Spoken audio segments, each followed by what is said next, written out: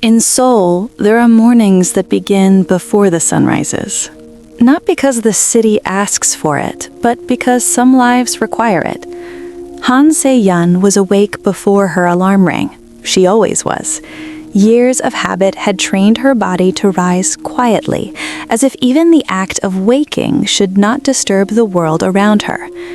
She sat up on the thin mattress in her small rooftop apartment in Mapo district and listened. The hum of distant traffic, the soft rattle of pipes in the walls. A neighbor's radio playing an old love song she had heard so many times she no longer noticed the words. Her room was neat, almost carefully so. A narrow desk by the window, 2 cups drying on the rack, though she lived alone, a coat hanging by the door, mended at the sleeve where the fabric had once frayed. Se-yeon washed her face with cold water, tied her hair back, and dressed in clothes chosen not to stand out. Neutral colors, clean lines, nothing memorable. She ate breakfast standing by the window, watching the city stretch awake. Lights flicked on in other apartments. People hurried past below, already late for something important. No one looked up.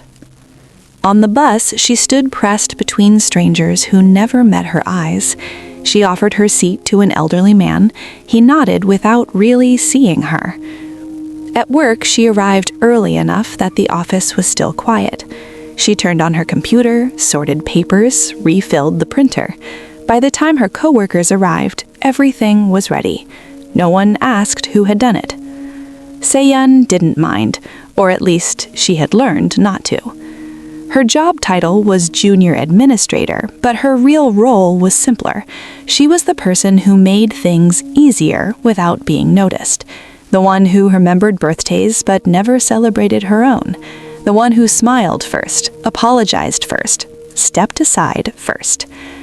At lunch, her coworkers talked about promotions, investments, weddings. Se-yeon listened more than she spoke. When marriage came up, it always did, the air shifted slightly around her. "So, are you seeing anyone?" someone asked, casually, as if asking about the weather. Se-yeon smiled. "Not really." A pause followed, the kind filled with polite concern and quiet judgment. Time moved on, it always did.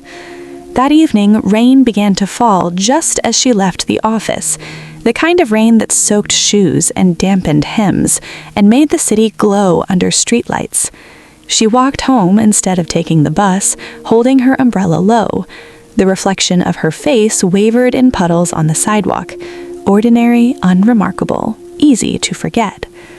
At home, her phone buzzed. A family message. Her aunt's name appeared on the screen, followed by a familiar weight settling in her chest. That night, Se-yeon found herself sitting at a low table in her aunt's apartment, surrounded by voices that loved her but did not understand her. "You're not young anymore," Madam Park said, not unkindly. "Life doesn't wait." Someone laughed softly, trying to lighten the mood. Another suggested introductions. A cousin mentioned a man with a good job and better prospects. Se-yeon nodded, listened, smiled when expected. Inside, she felt like she always did in moments like this, as if she were standing slightly behind herself, watching a version of her life that everyone else seemed more invested in than she was. When she finally left, the rain had stopped. The streets were quiet. She walked alone, her footsteps echoing softly. At a crosswalk, waiting for the light to change, she noticed a man standing beside her. Plain coat, calm posture, eyes focused on the road ahead. Nothing about him drew attention. When the light turned green, he walked at her pace without meaning to. They crossed together, then went separate ways. Se-yeon didn't know his name, didn't know his story, didn't know that this small, forgettable moment would one day be remembered as the beginning. For now, she only knew this. Tomorrow would come. She would wake early. She would move quietly through the world again, and no one would be looking. Not yet. In a city that never truly slowed down, there were people who moved so quietly, it was as if the city had made space for them without noticing. Kang Jun-ho was one of those people. No one at the convenience store remembered his face after he left. No one on the subway noticed when he stepped aside to let others pass. Even when he stood still, waiting, he seemed to blend into the background, like a shadow that belonged there. That is how he met Han Se-yeon again. It happened on an evening much like the last. The sky hung low and gray, the air heavy with the promise of rain. Se-yeon had stayed late at work, finishing tasks that were never officially hers. By the time she stepped outside, her shoulders ached and her thoughts felt slow. At the bus stop, she realized she had forgotten her umbrella. She sighed softly, more tired than annoyed, and took a small step back from the curb as the first drops fell. "Here." The voice was calm, low, not hurried. Se-yeon turned and saw him standing there, holding out an umbrella. The same man from the crosswalk. Plain coat, steady eyes. "Oh, no, it's okay," she said quickly, instinctively refusing. She always did. He didn't pull the umbrella away. Didn't insist either. "It's going to rain harder. The bus will be late." There was no expectation in his voice, just a statement of fact. After a moment, Se-yeon nodded. "Thank you." They stood under the umbrella together, close enough that she could hear his breathing, even, unhurried. He angled the umbrella slightly toward her, taking more of the rain himself without comment. She noticed small things. His shoes were worn but clean. His hands were steady. He didn't check his phone even once. When the bus arrived, crowded and noisy, they boarded together. There was only one empty seat. He gestured toward it. "You should sit." She hesitated. "You can take it." "I'm fine." She sat. He stood nearby, holding the rail, bracing himself so the bus's sudden stops wouldn't jolt her. He didn't say anything else. Most men filled silence with questions or explanations. Jun-ho didn't. And somehow, that made the silence feel gentle instead of awkward. When Se-yeon reached her stop, she stood and bowed slightly. "Thank you," again. He nodded. "You're welcome." She stepped off the bus, expecting the moment to fade the way most did. But as she walked, she realized something strange. Her shoulders felt lighter. They began to see each other after that. Not deliberately, just often enough to feel like coincidence. At the same bus stop, at the corner convenience store late at night, once outside her apartment building, both searching their bags for keys. They exchanged simple greetings, nothing more.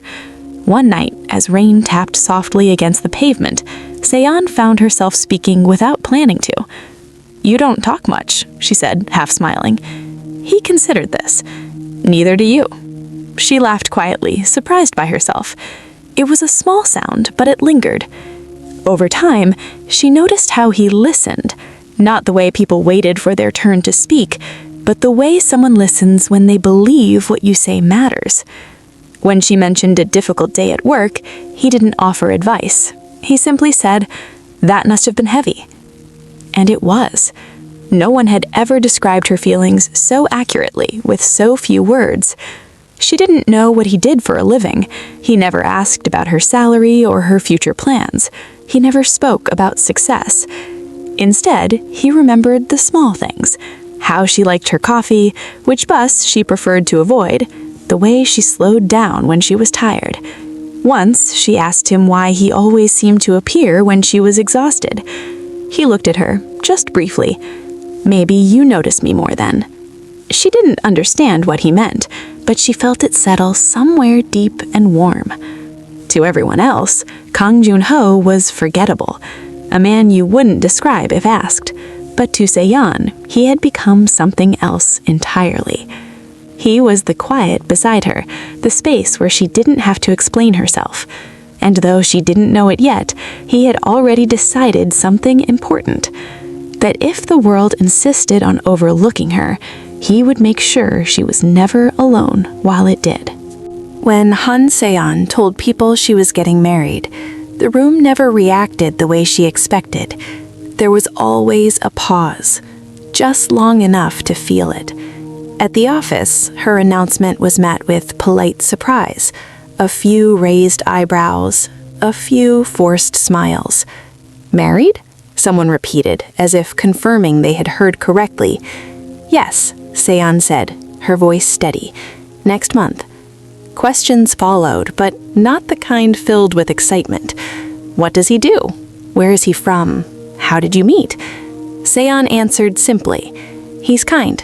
He listens. He makes me feel calm." The room grew quieter with each response. Later, she overheard the whispers near the copy machine. She could have done better. She's always been modest. At her age, maybe she didn't have many options. Seon pretended not to hear. She always did. At home, the reactions were louder. Madam Park did not lower her voice. "Marriage isn't just about feelings," her aunt said, folding her arms. "Love doesn't pay rent."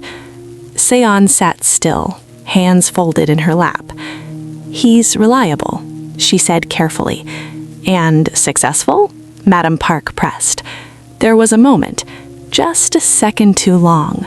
Madam Park sighed, already disappointed. The wedding plans were small, almost apologetic in their simplicity. A modest hall, a short guest list, food chosen for affordability, not impression. Seon didn't mind. She had never dreamed of grand entrances or dramatic bows. On the morning of the wedding, Seon woke before dawn, as she always did. Rain tapped softly against the window. She dressed alone, smoothing the fabric of her simple white dress. No dramatic mirrors, no crowd of bridesmaids. When she stepped into the hall, Kong Joon-ho was already there. He wore a plain suit, neatly pressed. He looked exactly as he always did. Calm, steady, present. When their eyes met, something in her chest loosened. As they stood together, Seon felt the weight of being watched. Not with celebration, but with curiosity. This is the man she chose? This is the life she wants? The ceremony passed quietly. No dramatic declarations, no tears from the crowd. But when Joon-ho took her hand, his grip was warm and certain. "I'll take care of you," he said, soft enough that only she could hear. She believed him. At the reception, the whispers returned. "He doesn't look impressive. Is that all he could afford? Poor girl, she'll struggle." Seon smiled, bowed, thanked each guest. She did not defend her choice. She didn't need to. That night, in their small apartment, she sat beside Joon-ho in silence. Outside, the city continued on, unaware that anything had changed. "Are you okay?" he asked. She nodded. Yes. And she meant it. Because while the world measured her marriage in status and appearances, Seon felt something else entirely. For the first time in her life, she felt chosen. Even as the laughter followed them out into the night, even as the world decided her marriage was a mistake, Seon rested her head against his shoulder. And the whispers continued. They always did. Marriage did not quiet the world. If anything, it made the voices clearer. Han Se-yeon learned this quickly. The first weeks after the wedding passed gently inside their small apartment. Morning routines overlapped. 2 sets of shoes by the door, a second toothbrush placed carefully beside the first. Kang Joon-ho never changed the way he spoke to her, never acted as if marriage had given him ownership or authority. He simply adjusted his pace to hers, as if that had always been the plan. Outside, though, nothing softened. At work, congratulations faded faster than Se-yeon expected. They were replaced by curiosity that leaned too close, by smiles that did not quite reach the eyes. "So, married life," someone said one afternoon, stirring iced coffee. "It must be hard." Se-yeon looked up. "Hard?" "Well," the woman hesitated, lowering her voice, "with everything." Everything meant money. Everything meant status.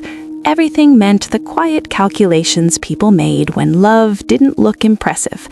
Se-yeon nodded politely. She had learned how to respond without answering.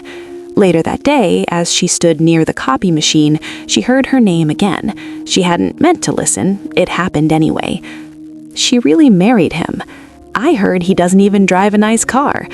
She'll regret it. Just wait. The words settled slowly like dust. That night, Se-yeon cooked dinner while Junho washed rice at the sink. The kitchen was small but warm. Steam rose from the pot. The sound of chopping filled the space between them. She wanted to tell him what she'd heard. She didn't. Instead, she asked, "Did you have a busy day?" He glanced at her, noticing the careful lightness in her voice. "A little," he said. "And you?" She smiled. The usual. They ate quietly, facing each other across the small table. At one point, she dropped her spoon, startled by her own thoughts. Junho reached down and picked it up before she could. Their fingers brushed. "Se-yeon," he said gently. She looked at him. "You don't have to carry things alone."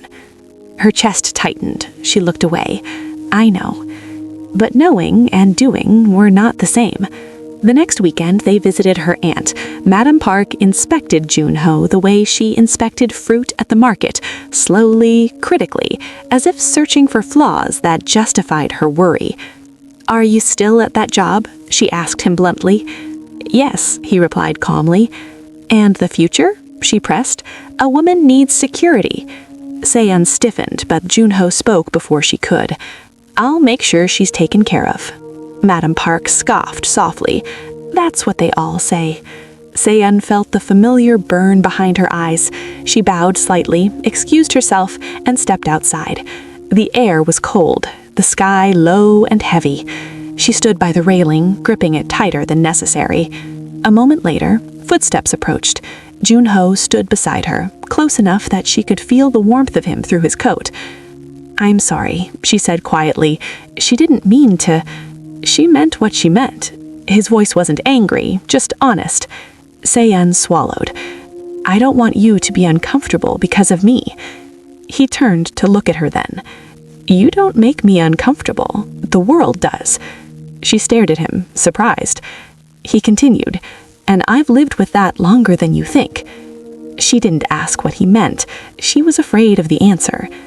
In the weeks that followed, the pressure grew heavier. Co-workers stopped inviting her to lunches where spouses might be discussed. Friends offered advice she hadn't asked for. Even strangers seemed to assess her marriage with a glance. Se-yeon found herself shrinking in public, lowering her gaze, speaking less.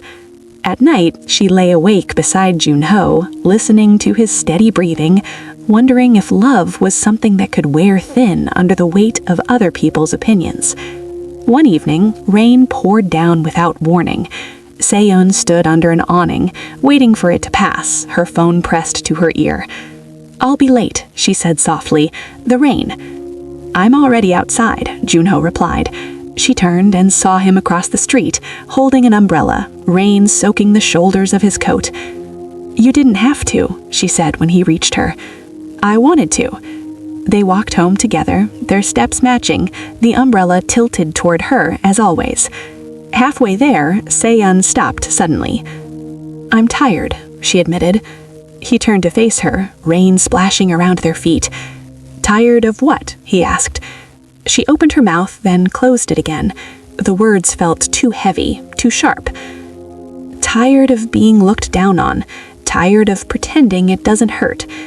Junho listened, really listened. Then he said, "You don't have to pretend with me." Her chest trembled. "Sometimes I wonder if they're right." Silence stretched between them. He reached out and held her hands, grounding her. "They're wrong," he said quietly, "but even if they weren't, it wouldn't change what I chose." She looked up at him, rain streaking her lashes. "You chose me," she whispered. "Yes." No hesitation, no explanation, just certainty. That night, as Se-yeon lay beside him, the weight of the world still pressed down on her. The whispers hadn't stopped, they wouldn't, but something else had settled beneath the noise. A steady presence, a quiet promise. And though she didn't yet know how heavy the coming days would become, she knew one thing with absolute clarity. Whatever the world decided her marriage was worth, she would no longer carry that judgment alone. There were things Kang Jin-ho never talked about. Han Se-yeon noticed them slowly, the way you notice changes in weather rather than sudden storms. It started with his schedule. Some nights he came home early and cooked dinner while she was still on the bus. Other nights his side of the bed remained cold long after midnight. When she asked, he never avoided the question. "Work ran late," he would say, or "something came up." He never sounded rushed, never defensive, just calm. Se-yeon told herself this was normal. Everyone had parts of their life that didn't fit neatly into words. She had her own, feelings she swallowed, thoughts she folded away. Still, she noticed the phone calls. They always came late. Jong-ho would glance at the screen, his expression unchanged, then stand up quietly. "I'll step outside," he'd say. He never answered in the room, never spoke loudly. The door would close with care, as if he were afraid of waking something fragile. Se-yeon would sit alone on the edge of the bed, listening to the faint hum of the refrigerator, the distant sounds of traffic. She never pressed her ear to the door, never checked the time. She waited. When he returned, he always looked the same. No tension in his shoulders, no signs of urgency. He would wash his hands, change his clothes, and sit beside her as if nothing had interrupted the night. Once she almost asked. The words hovered at the back of her throat, sharp and uncertain. Who was calling? What kind of work needed you this late? Why does it feel like you're carrying something alone? But she didn't. Instead, she asked, "Are you tired?" He looked at her surprised, as if he hadn't expected concern. "A little," he admitted. She nodded and reached for his hand. That was how their marriage worked, not through explanations, but through choices. At work, Han Se-yeon's life continued to shrink in small, almost invisible ways. Her coworkers spoke more openly now, no longer bothering to soften their opinions. "You should think long-term," Choi Min-jae said one afternoon, leaning against her desk. "Marriage is an investment." Se-yeon smiled politely. "I'm not looking for returns." That's what people say before reality hits. That night, Se-yeon came home exhausted. Her feet ached, her head throbbed. She dropped her bag by the door and leaned against the wall, closing her eyes. Jong-ho noticed immediately. He took her bag, set it aside, and guided her to the table. "Sit," he said. He reheated leftovers, added a fried egg without being asked, and placed the bowl in front of her. "You didn't eat much today," he said, not accusing, just observant. She looked up at him. "How do you always know?" He paused, then said simply, "I pay attention." She ate slowly, feeling warmth spread through her chest that had nothing to do with the food. Later that night, she woke to the sound of the door closing. The bed beside her was empty. For a moment, panic flickered, a quiet, unreasonable fear.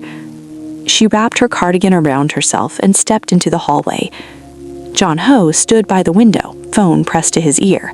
His voice was low, controlled. "Yes." "I understand." "No, she doesn't know." Se-yeon froze, not because of the words themselves, but because of what they suggested. She stepped back before he could see her. When he returned to the bedroom, she was already lying down, eyes closed, breath steady. He paused beside the bed longer than usual, watching her, as if deciding something. He lay down without waking her. But Se-yeon didn't sleep. The next morning, she moved through her routine with practiced ease. Breakfast, dishes, shoes. Jong-ho watched her from the doorway. "Are you upset?" he asked gently. She hesitated. "Why would I be?" He studied her face, searching for cracks she hadn't meant to show. "If you ever are," he said, "tell me." She nodded. I will. But the truth sat quietly between them. That day, Se-yeon stayed late at work again. When she finally stepped outside, the air was sharp with cold. Her phone buzzed. A message from John Ho. I'm nearby. I'll walk you home. She looked around, surprised. When she saw him across the street, she felt a sudden rush of relief she hadn't known she had been holding back. As they walked, she spoke without looking at him. You don't talk about your work much. He didn't answer right away. Is that something you want me to do? He asked. She thought about it. I don't know, she admitted. I just don't want to feel like I'm standing on the outside. He stopped walking. She turned to face him. You're not, he said firmly. You never are. Then why does it feel like there's a part of you I can't reach? He looked at her for a long moment, eyes steady, serious. Because some things, he said slowly, are heavy, and I don't want them resting on you. Her chest tightened. You don't trust me? I trust you, he replied immediately. That's why I don't ask you to carry them.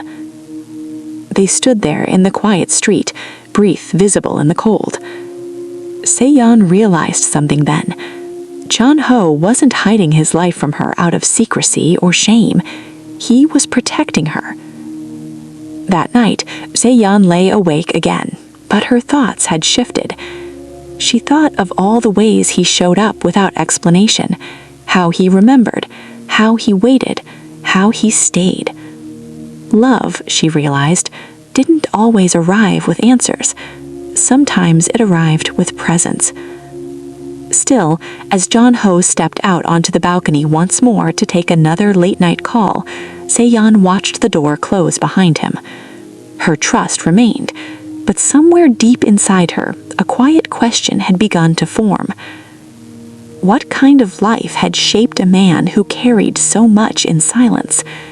And what would happen when the weight he held alone finally stepped into the light?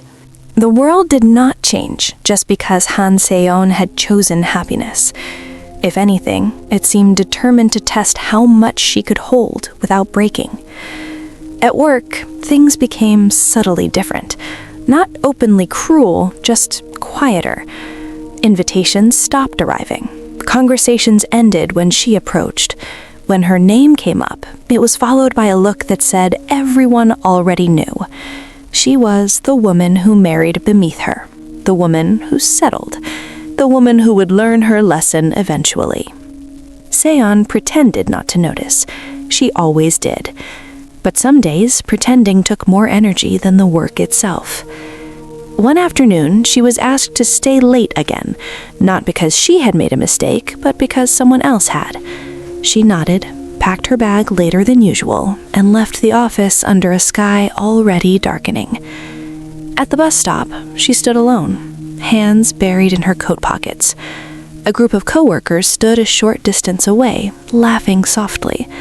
She heard her name drift through the air, tarried casually, carelessly. She used to be so quiet. Guess we know why now. At least she won't leave early to go on fancy dates. Yeah, her husband probably can't afford it. Se-yeon stared straight ahead, jaw tight, heart heavier with each word. When the bus arrived, she sat by the window and watched the city blur past, lights stretching into long, trembling lines. She wondered when she'd had started feeling this small again. At home, the apartment was dark. She stood just inside the door for a moment longer than usual, listening. The silence felt louder tonight. She took off her shoes slowly, placed them neatly by the wall, and set her bag down. Only then did she notice the light in the kitchen. Junho stood at the counter, sleeves rolled up, carefully stirring something in a pot. "You're late," he said, turning to her. "So are you," she replied, softly. "I wanted to cook." She watched him move around the small kitchen with quiet familiarity. This was his way of being present, not through questions, through action. Dinner was simple. Soup, rice, side dishes arranged carefully, as if care itself could be plated. They ate in silence for a while. Then, without looking up, Junho said, "Did something happen today?" Seon paused mid-bite. She planned not to tell him, planned to protect him the way he protected her, planned to swallow it all in and move on. But the words slipped out anyway. "They talk," she said quietly, "about us." He waited. "They think I made a mistake," she continued. "They think you're not enough." She expected anger, or dismissal, or reassurance too quick to feel real. Instead, Junho put down his spoon. "I know," he said. She looked up startled. "You do?" He nodded. "They always do." Something in his voice made her chest tighten. "I don't care what they think," she said quickly, as if correcting the air itself. Sometimes it gets heavy." He reached across the table and took her hand. "You're allowed to feel that," he said. "It doesn't mean you're weak." Her eyes burned. "I don't want to be someone who needs defending." "You're not," he said. "But if the world insists on standing against you, I'll stand there too." She laughed softly, a sound edged with sadness. "You say things like that so easily." "Because they're easy for me," he replied. That night, Seon lay awake again. But this time, her thoughts weren't filled with doubt. She thought about how often Junho chose her without making a show of it, how he never raised his voice, how he never tried to impress anyone but her. The next day, something small happened. During a meeting, a senior manager questioned Seon's work unfairly. The room went quiet. Eyes turned away. Before Seon could respond, Choi Min-jae spoke up, his tone almost amused. "Let's be realistic. We all know she's distracted these days." Seon felt heat rush to her face. After the meeting, she locked herself in the restroom and stood in front of the mirror, gripping the sink. She barely recognized the woman staring back at her. Tired, controlled, trying so hard to stay dignified. That evening, she didn't wait for Junho. She walked home alone. When she opened the door, he was already there.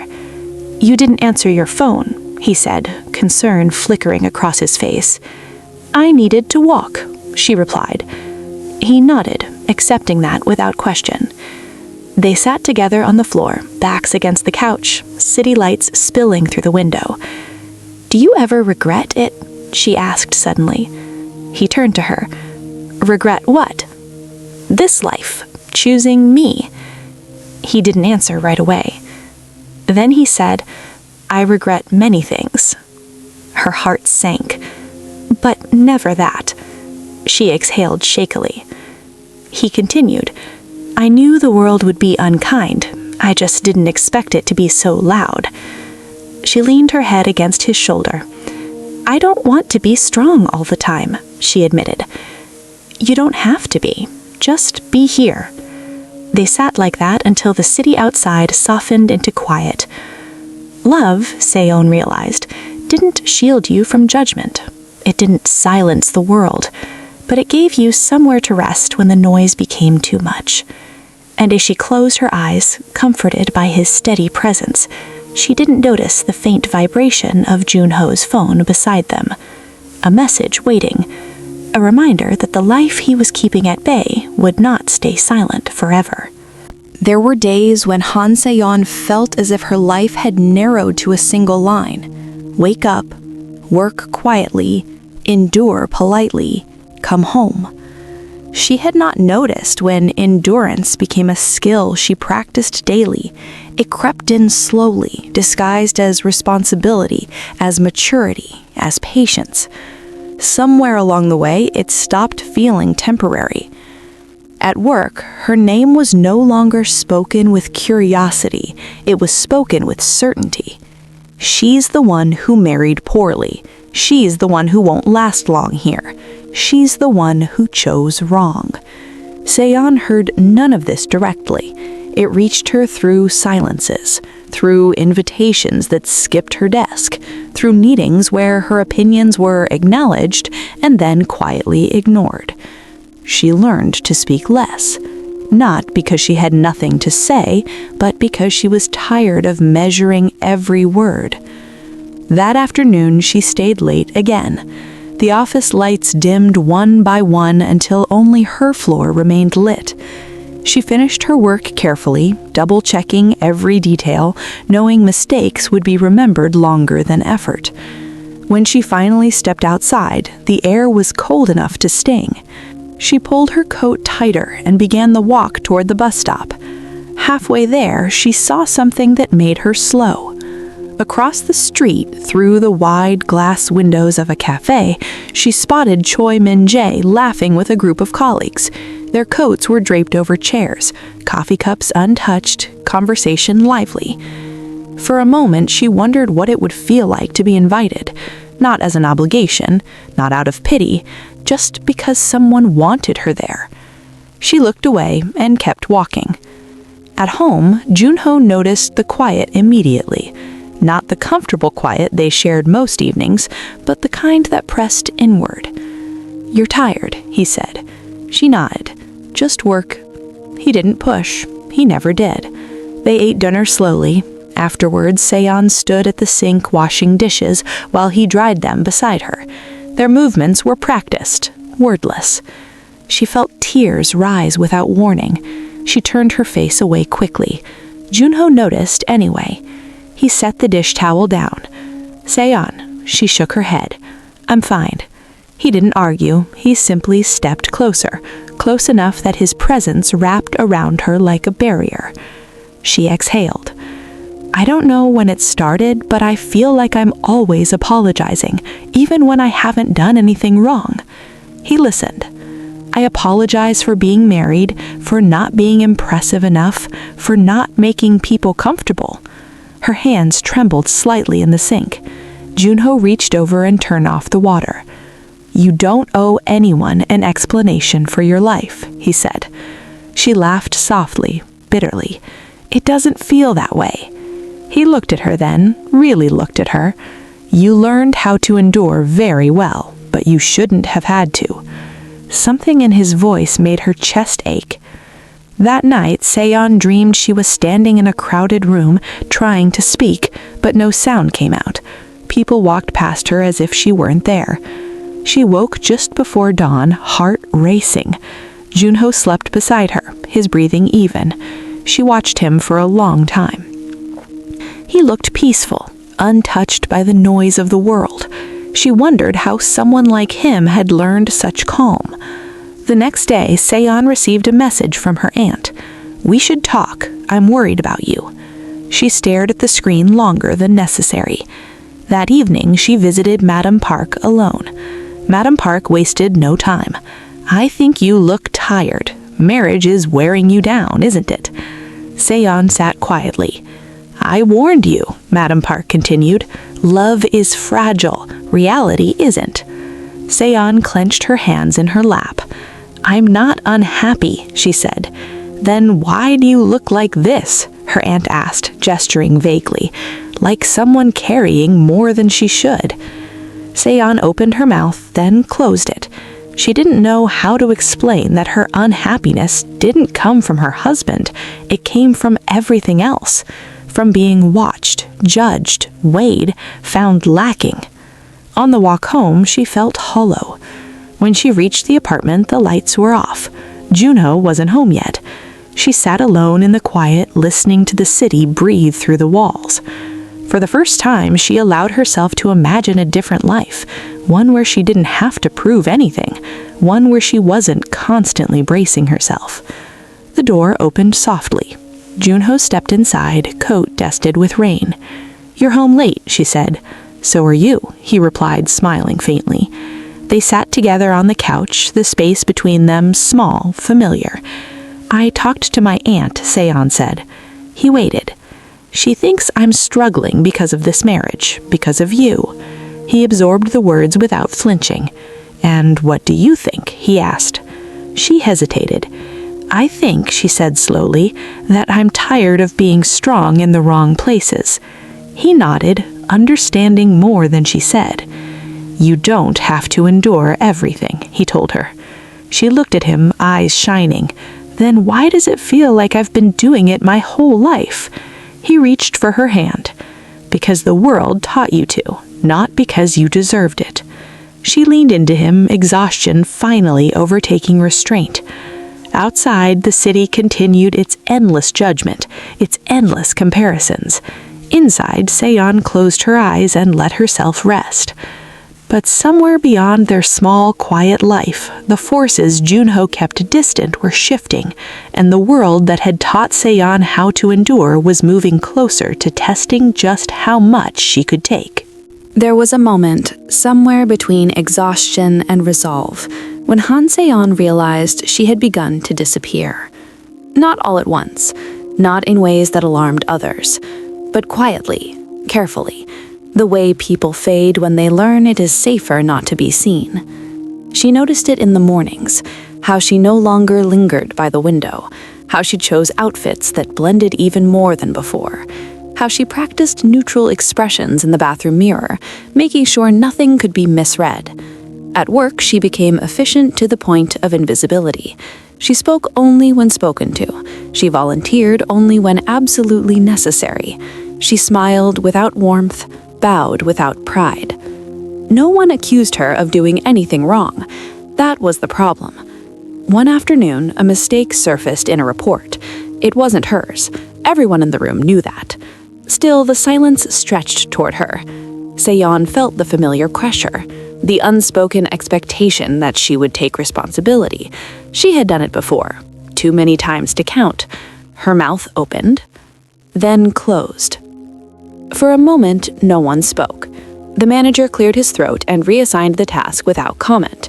The meeting moved on. No one defended her, but no one blamed her either. It felt like a victory that tasted faintly of loss. That evening, she walked home instead of taking the bus. The city felt colder than usual, the wind sharper, the sidewalks crowded with people moving purposefully toward lives that seemed louder than hers. She wondered, briefly, if quiet love was enough to hold someone together. At home, Junho noticed something had shifted, not because she said anything, but because she didn't. She moved through the apartment like a guest, careful not to disturb the air. She cooked, cleaned, folded laundry. All emotions were there, the warmth wasn't.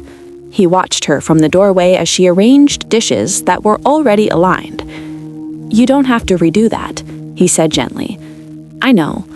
I just want it neat." He studied her face. "You've always wanted that." She paused. "Have I?" she asked quietly. That night, she lay awake long after he fell asleep. She stared at the ceiling, counting the faint shadows cast by passing headlights. Her thoughts circled the same question she had been avoiding. How much of herself could she give up before there was nothing left to defend?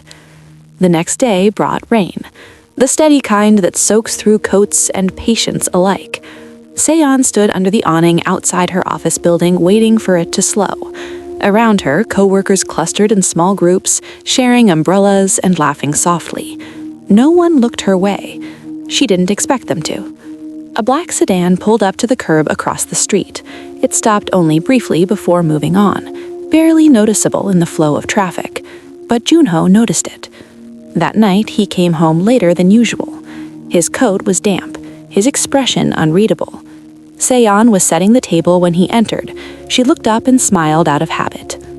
"You must be tired," she said. He nodded. A little. They ate in silence. Halfway through the meal, Se-yeon set her chopsticks down. "I was thinking," she said slowly, carefully. "Maybe I should change departments?" Junho looked up. "Why?" she said. "It might be easier. A fresh start." He didn't answer right away. "Is this something you want?" he asked. She hesitated. "I want things to be quieter." He understood what she didn't say. "Quieter for who?" he asked gently. She swallowed. "For everyone." He leaned back in his chair, eyes steady on her. "And what about you?" The question landed heavier than she expected. "I don't know," she admitted.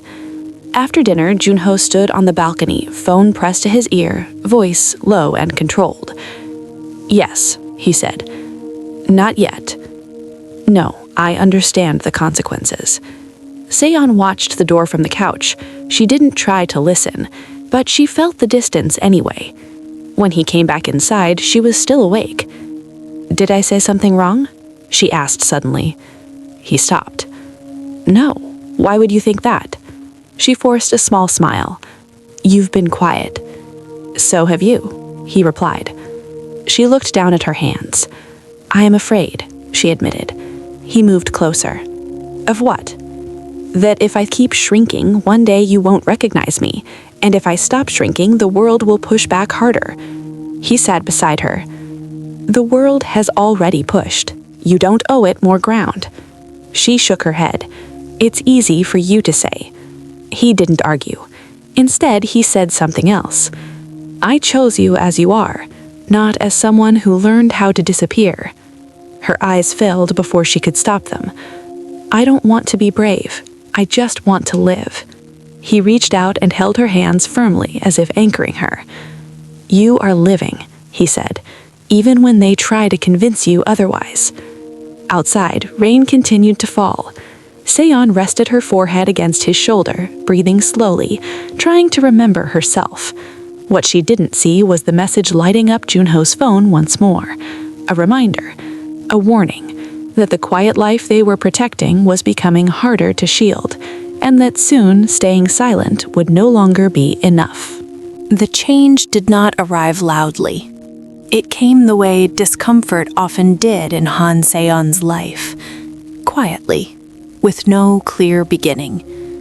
It started with an email, a short message from Human Resources, sent in neutral language, requesting a brief meeting. No explanation, no context. Seon stared at the screen longer than necessary. Her fingers hovered over the keyboard, unmoving. She told herself not to assume anything, that assumptions only made things heavier. Still, something settled uneasily in her chest. The meeting room was small and overly bright. The HR manager smiled politely, folded her hands, and spoke in careful phrases. "This isn't a disciplinary issue," she said first, the words that always came before one. Seon nodded. "There's a restructuring coming. Some roles may be changed, some positions may be reassessed." Reassessed, the word lingered. "We wanted to understand your long-term goals, given your current priorities." Seon understood immediately what wasn't being said. Marriage, distraction, availability. "I'm committed to my work," she replied evenly. The manager smiled again. "Of course, we just wanted to check." When Seon left the room, she felt as if the floor beneath her had shifted slightly. Not enough to fall, just enough to feel unsteady. At her desk, Choi Min-jae glanced over. "Everything okay?" he asked, tone light. "Yes," she said. He nodded, already uninterested. That evening, Seon walked home slowly, replaying the meeting in her head. No accusation, no threat, just implication. She wondered how many decisions were made quietly without her ever being invited into the room. At home, Junho noticed the tension immediately. "You're thinking too hard," he said gently, setting a cup of tea in front of her. She wrapped her hands around the warmth. "There might be changes at work," she said. "Good or bad?" "I don't know," she admitted. "That's what worries me." He sat across from her, listening. They didn't say it directly, but it felt like a warning, like I should be grateful for stability and not expect more. He watched her closely. "And what do you expect?" he asked. She hesitated. "I don't want to disappear," she said finally. I don't want my life to keep shrinking just because it's quieter than other people's." He nodded slowly. "You won't," he replied. "You don't know that," she said. "I do, because I won't let it." That night, Junho stayed awake long after Seon fell asleep. He stood on the balcony, the city lights reflecting faintly in his eyes, phone pressed to his ear. "It's starting," he said quietly. A pause. "Yes, I expected that." Another pause. "No," he said, "not yet." He looked back through the glass door at Seon sleeping, her face soft in the dim light. She deserves peace a little longer. The voice on the other end said something that made his jaw tighten. "I know the risk," he replied. "I'll handle it." When he returned to bed, he lay carefully beside her, as if afraid to wake her. But Seon stirred. "Juno," she murmured. "Yes," he replied. "If things get worse," she said, eyes still closed, "promise me you'll tell me." He was quiet for a moment. "I promise," he said. She exhaled, trusting the word she had always. The next day, rumors moved faster than facts. Someone mentioned layoffs, someone else mentioned promotions. Seon's name floated through conversations and vanished just as quickly. At lunch, she sat alone, scrolling through messages she didn't respond to. She felt the old instinct rise, to stay small, to stay safe. But something had shifted. That evening, she updated her resume for the first time in years, not because she planned to leave, but because she wanted to remember who she was beyond the whispers.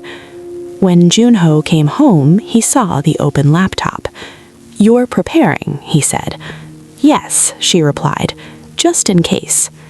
He nodded, approval quiet but present.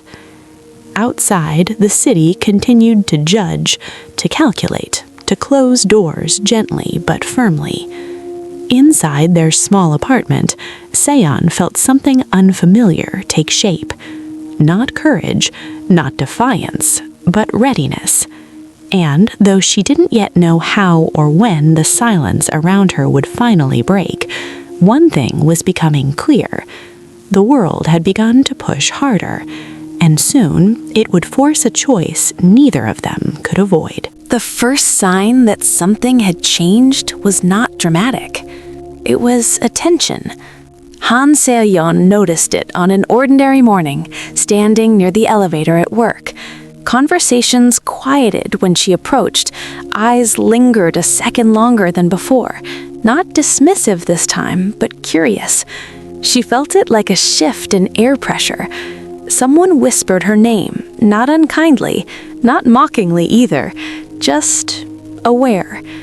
She stepped into the elevator, heart steady but alert, and stared at the numbers as they lit up one by one.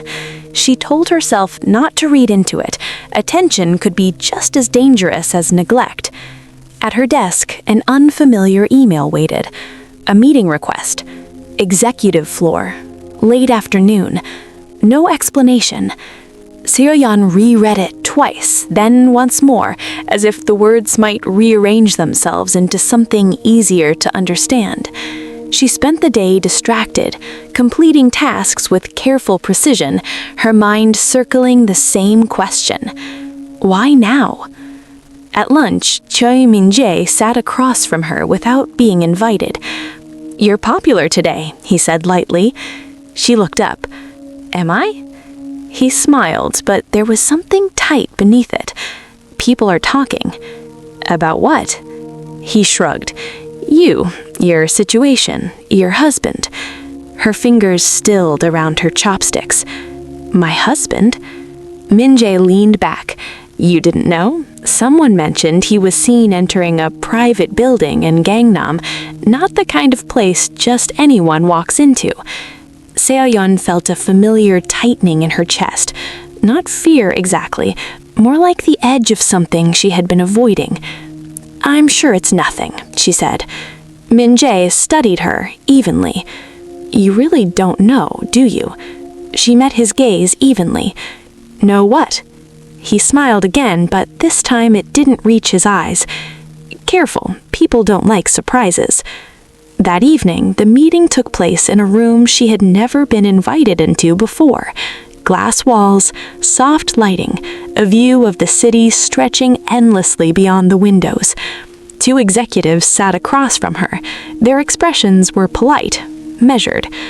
We wanted to revisit your role and your potential. Potential. The word felt heavier than reassessed. You've been consistent, reliable. That matters. Se-yeon listened, her back straight, her hands folded calmly in her lap. And, the first executive continued, given your personal connections, there may be opportunities opening soon. Personal connections. The implication hung in the air between them. I prefer to be evaluated on my work, Se-yeon said carefully. Both executives smiled. Of course, we just believe timing matters. When she left the room, her reflection followed her in the glass. She barely recognized the woman walking back to her desk. She didn't feel small. She felt watched. At home, Junho was unusually quiet. Not distant, just attentive. He listened as she told him about the meeting, the looks, the whispers. When she finished, he nodded once. It's starting to ripple, he said. What is? She asked. He met her eyes. The truth. Her breath caught. You said you'd tell me, she said softly, if things got worse. He exhaled slowly. I know. She waited. I didn't want your life to change because of me, he continued. I wanted you to be loved quietly. She swallowed. And now? And now, he said, the world is beginning to ask questions it shouldn't have needed to ask. She studied his face, searching for cracks, for fear, for apology. She found none. Are you in trouble? She asked. No, he replied immediately, but the attention won't stop now. Her heart raced, not with panic, but with realization. This is bigger than gossip, she said. Yes, bigger than work, bigger than judgment. She sat down slowly. All this time, she said, you weren't hiding because you were afraid. No, he said gently. You were waiting. He nodded. That night, Se-yeon lay awake once more, but this time her thoughts were sharp, alert. The world had noticed her marriage at last, not to mock it, but to measure it. Outside, somewhere far beyond their small apartment, forces were aligning, names being spoken, doors opening quietly. Se-yeon sighed it in her bones. The silence that had protected them was thinning, and soon the choice Junho had delayed for so long would no longer be his alone. The attention did not fade. It sharpened. Han Se-yeon felt it the moment she stepped into the office the next morning. Conversations didn't stop anymore. They simply lowered, as if secrecy itself had become unnecessary. She walked past desks with her head held steady, aware of eyes following her in a way they never had before. Not dismissive, not mocking, evaluating. Her inbox was fuller than usual. Requests for clarification, requests for availability, a calendar invitation from a department she had never interacted with. She sat down slowly, hands resting on the desk, and breathed once, deeply. So this is how it changes, she thought. Not with noise, with pressure. By mid-morning, the rumors had found their shape. Someone said her husband had connections overseas. Someone else said he had sold a company quietly years ago. A third whispered that he wasn't just wealthy, but untouchable. No one had proof. No one needed it. Speculation alone was enough to tilt the balance. Choi Min-jae stopped by her desk again, this time without a smile. You should tell me, he said, voice low. How much do you actually know? Se-yeon looked up at him calmly. About what? About the man you married, he said, because people are starting to think you knew more than you let on. She held his gaze. They can think whatever they want. He scoffed softly. That confidence doesn't come from nowhere. She said nothing. That afternoon, her manager asked her to stay behind after a meeting. "I want to be transparent," he said, folding his hands. "There are opportunities opening up, visibility, advancement." Se-yeon listened. "Some people believe your personal circumstances could bring value to the company, strategic value." The word made her stomach tighten. "And what do you believe?" she asked. He hesitated, then smiled thinly. "I believe timing is everything." When she left his office, Se-yeon didn't feel flattered. She felt claimed. That evening, she walked home alone despite Junho's message asking her to wait. She needed the quiet, needed the movement, needed to feel the ground beneath her feet. By the time she reached the apartment, dusk had settled in, turning the windows into mirrors. Junho was already there. He looked up the moment she entered, reading her expression before she spoke. "They're asking questions, not just about me, about you." He nodded. "I expected that." She set her bag down slowly.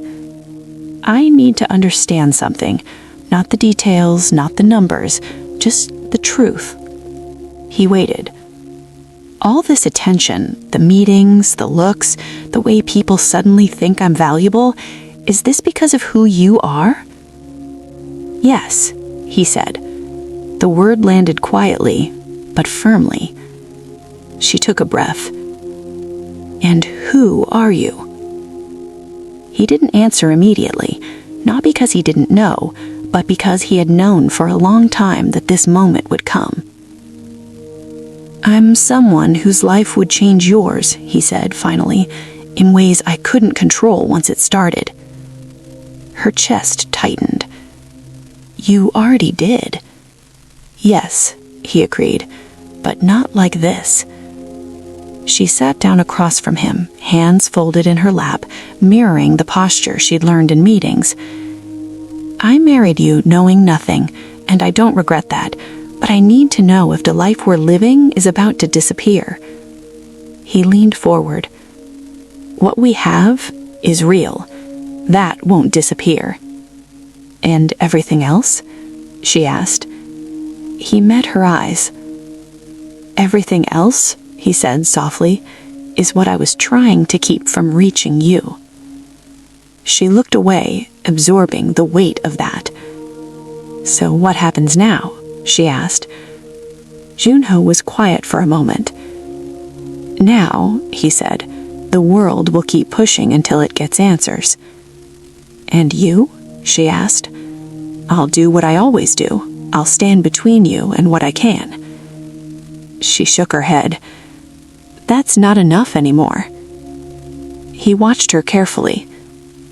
"I don't want to be protected from my own life. I want to walk into it with my eyes open." There it was, the shift. Not fear, not anger. Choice. Junho nodded slowly. "Then I'll stop shielding you from the truth. But once you see it, nothing will be quiet again." Se-yeon held his gaze steady. "Quiet never saved me." Outside, the city lights flickered on one by one, illuminating streets that had already begun to whisper her name differently. The questions surrounding their marriage had grown too large to ignore, and as Se-yeon sat there, facing the man she loved and the life he had kept just out of reach, she understood something with absolute clarity. The world was no longer content to judge from a distance. Soon, it would demand answers. And when it did, there would be no way back to the silence that had once protected them both. The truth did not arrive all at once. It came in fragments, in pauses, in the way Kang Junho looked at Han Se-yeon after promising to stop shielding her. That night, neither of them slept much. They lay back by back, facing the same ceiling, listening to the city breathe around them. The sounds were familiar, but the space between them felt different now, not distant, just exposed. In the morning, Junho woke before her. Se-yeon knew because she felt the bed shift, the air change. She opened her eyes just in time to see him standing by the window, phone in hand, his reflection faint in the glass. "Yes," he said quietly. "No, not yet. She needs time." Se-yeon didn't pretend to be asleep. When he turned, their eyes met. "I heard," she said calmly. He nodded. "I know." She sat up, pulling the blanket around her shoulders. "You said you'd stop." "I did. I'm not hiding anymore. I'm preparing." "For what?" she asked. "For you to step forward, not to be pushed." The words stayed with her as she went to work. That day, the office felt different again. Not curious, not speculative, expectant. She was called into another meeting before lunch. This time there were more people. Senior management, someone from legal, someone she had only seen in company-wide emails. They smiled, too carefully. "We'd like to involve you in an upcoming event, a public-facing opportunity." Se-yeon listened, her expression neutral. "There will be press," another added, "visibility." "And why me?" Se-yeon asked. A pause. "Because," the first said, choosing words precisely, "your association places you in a unique position." Se-yeon understood then. They weren't offering her a chance. They were testing her usefulness. "I'll need time to consider," she said. Their smiles tightened. "Of course," one replied, "but timing matters." When she left the room, Se-yeon felt something settle inside her. Not fear, resolve. That evening, she didn't wait for Junho to speak first. "I need to know," she said, as soon as the door closed behind her. He nodded. "I expected that." "For you," she added. "For what they think I am," he corrected gently. She took off her coat, movements deliberate. "I need to know," she said. "Not everything, but enough." He looked at her for a long moment, then gestured toward the couch. They sat. "I don't live the life people imagine, but I control things they rely on.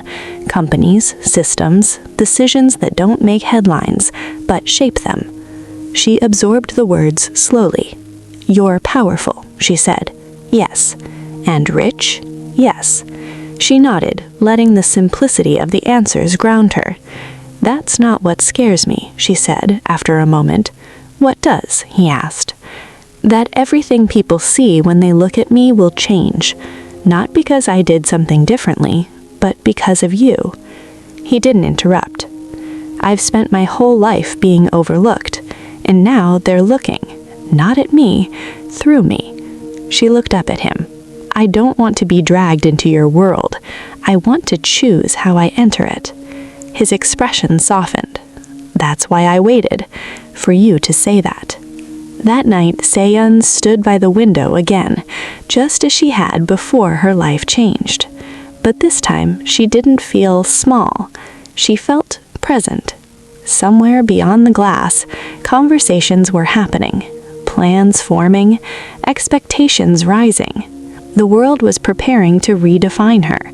But for the first time, Se-yeon understood something clearly.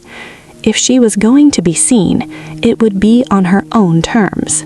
And when the moment came, she would step over the line herself. The invitation arrived quietly, not by mail, not with ceremony. It appeared in Han Se-yeon's inbox late in the afternoon, sandwiched between routine updates and meeting reminders. The subject line was short, neutral.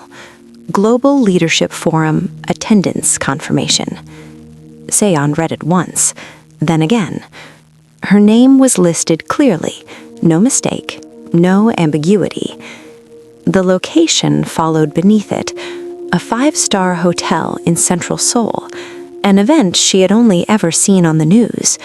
Her first instinct was to assume it had been sent in error. She scrolled down, searching for clarification, for an explanation that would make it smaller, more reasonable. There was none. Only one line stood out. +1, confirmed. Her hands stilled on the keyboard. That evening, she walked home slowly, the city unfolding around her as it always had. Neon lights flickered on, restaurants filled. Life went on with practiced indifference. Yet something had shifted. When she entered the apartment, Juno was already there, loosening his tie, sleeves rolled up. He looked up as soon as she stepped inside. "You got it," he said. She froze. "You knew?" she asked. He nodded. They wouldn't wait much longer. Seon set her bag down carefully. "They invited me, not you. Me." "Yes," he replied. "That's why it matters." She sat at the table, the weight of the day settling into her shoulders. "They didn't explain why," she said. "They just assumed I'd come." "They assume many things," he said calmly. She looked at him. "Is this where everything changes?" He didn't answer right away. "This is where things stop being quiet," he said instead. The word echoed inside her. Quiet. The life they'd built around that word suddenly felt fragile, precious, already slipping through her fingers. Later that night, Seon stood in front of the mirror longer than usual. She imagined the ballroom, the lights, the people who moved through those spaces like they belonged there. She imagined walking beside Juno, aware that every step would be measured, every glance interpreted. "They'll look at me differently," she said aloud. Juno stood behind her. "They already are," he said gently. She met his eyes in the mirror. "What if I'm not ready?" He placed his hands lightly on her shoulders. "You don't have to be ready," he said. "You just have to be yourself." She smiled faintly. "That's never been enough for them." "It's always been enough for me," he replied. The days leading up to the event passed too quickly. At work, people treated her with a new carefulness. Invitations reappeared. Compliments followed her down hallways. The same people who once avoided her now watched her closely, as if proximity itself carried value. Seon accepted it all with quiet restraint. At home, the preparations were simple. No extravagant dress shopping, no dramatic planning. Juno arranged everything quietly, efficiently, as he always did. When the dress arrived, it was elegant without being loud, timeless, unassuming.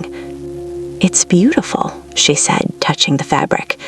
"So are you," he replied, as if stating a fact. On the night of the event, the city seemed to hold its breath. The hotel rose before them, all glass and light, doors opening smoothly as they approached. Valets moved quickly. Staff greeted them with practiced warmth. Seon stepped inside and felt the shift immediately. The air was different here, heavier, charged. Conversations hummed, glasses clinked, laughter rose and fell in polished waves. She felt eyes turn toward them, some curious, some uncertain, some already knowing. She took Juno's arm. "Stay with me," she whispered. He looked down at her. "I'm right here," he said. As they moved deeper into the room, Seon noticed something strange. No one questioned Juno's presence. They acknowledged him with subtle nods, with pauses in conversation, with looks that held recognition, not surprise. It was her they were watching, as if she were the unexpected element. A name appeared on the large screen at the front of the hall. Not his, not yet, but soon. Seon felt her heart begin to race. "Juno," she murmured, "when you step forward, everything changes, doesn't it?" He looked at the stage, then back at her. "Yes," he said, but not what matters. The lights dimmed slightly.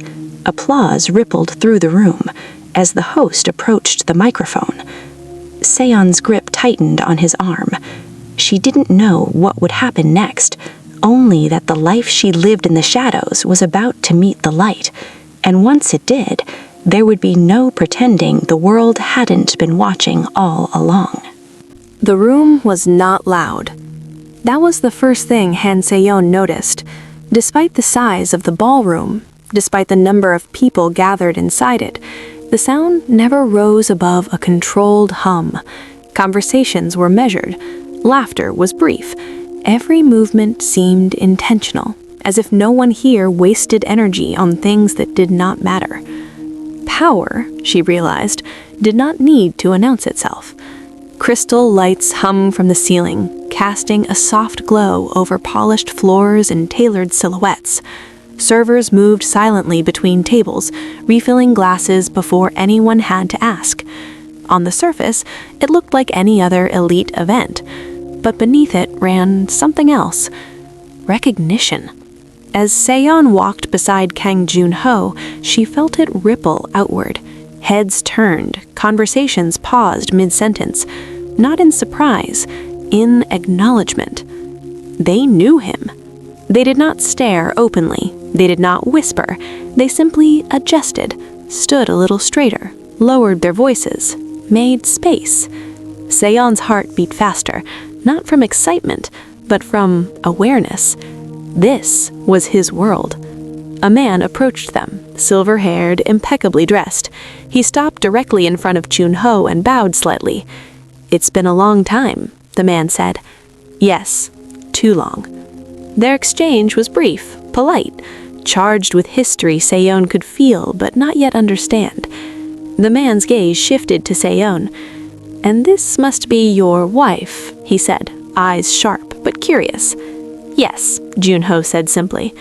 For a moment, Seon felt like an object being examined. Then the man smiled, not indulgently, but with something close to respect. "You must be very strong," he said. She didn't know how to respond, so she bowed slightly. When he walked away, Seon exhaled. "Everyone knows you," she whispered. Jun-ho glanced at her. "They know what I represent." "And what is that?" she asked. He didn't answer. As they moved deeper into the room, Seon noticed something else. No one asked Jun-ho what he did. No one asked where he was from. No one tried to impress him. They already knew. She, on the other hand, felt eyes linger, not cruel, not mocking, calculating. Who is she to stand beside him? How did she get here? What does she know? Seon straightened her shoulders. She reminded herself to breathe. Near the front of the hall, a large screen glowed softly. Names appeared and disappeared as speakers were introduced. Each one was met with polite applause, respectful attention. Jun-ho stopped walking.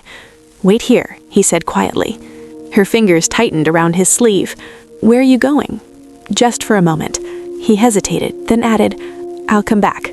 She nodded, forcing herself to let go. As he walked away, Seon felt something shift inside her, a sudden awareness of standing alone in a room full of people who mattered, surrounded by lives that carried weight she had never been taught to recognize. A woman nearby turned toward Seon. "You must be overwhelmed. It's a lot the first time." Seon smiled politely. "A little." "You're doing well. Many don't." Before Seon could ask what she meant, the lights dimmed further. A hush fell over the room. The host stepped onto the stage, voice smooth, practiced. "Tonight, we gather leaders whose influence extends beyond borders, beyond industries." Seon's pulse ran in her ears. Her gaze drifted instinctively towards where Jun-ho had gone. She couldn't see him. Individuals whose decisions shape markets, economies, futures. Applause followed. Then the host paused. "And now," he said, smiling slightly, "we welcome someone who rarely appears in public, but whose presence here speaks volumes." The room leaned forward as one. Seon's breath caught. She knew. Even before the name appeared on the screen, even before the spotlight shifted, This was the moment Junho had delayed so long, and as the applause began to rise, Seyeon stood perfectly still, heart pounding, realizing that the quiet life she had protected so fiercely was about to vanish, not because she had failed, but because the world had finally decided it could no longer ignore them, and somewhere just beyond the edge of the light, her husband was about to take the stage. The applause did not come all at once. It began hesitantly, as if the room itself needed a moment to understand what it was being asked to acknowledge. Han Sayan stood frozen, eyes fixed on the stage as the spotlight shifted. For a brief second, the space beneath the light was empty, just polished floor, just silence. Then, Kang Junho stepped into view. He did not hurry. He did not smile. He walked the way he always did, calm, unassuming, as if the distance between the shadows and the center of the room meant nothing at all. Seyeon's breath caught painfully in her chest. It was him, the same man who waited for her in the rain, the same man who tilted umbrellas toward her without comment, the same man who cooked quietly in their small kitchen and took late-night calls on the balcony so she wouldn't worry. And yet, as he moved forward, the room responded to him in a way it never had to anyone else. People stood, not all of them, not dramatically, but enough. Enough that the sound of chairs shifting carried across the hall. Enough that conversations stopped entirely. Enough that the applause deepened, steadied, grew. The host smiled, stepping aside. "Please welcome," he said, voice carefully respectful, "the chairman and principal stakeholder behind the world's largest private investment network." The screen behind the stage lit up. Numbers swallowed. Names of companies Seyeon had only ever seen in headlines. Industries spanning continents. Markets touching every part of daily life. And then, finally, his name. Seyeon's vision blurred. Her hands trembled slightly at her sides. She felt as if the floor beneath her had tilted, as if the life she had been standing on had suddenly revealed another layer far below it.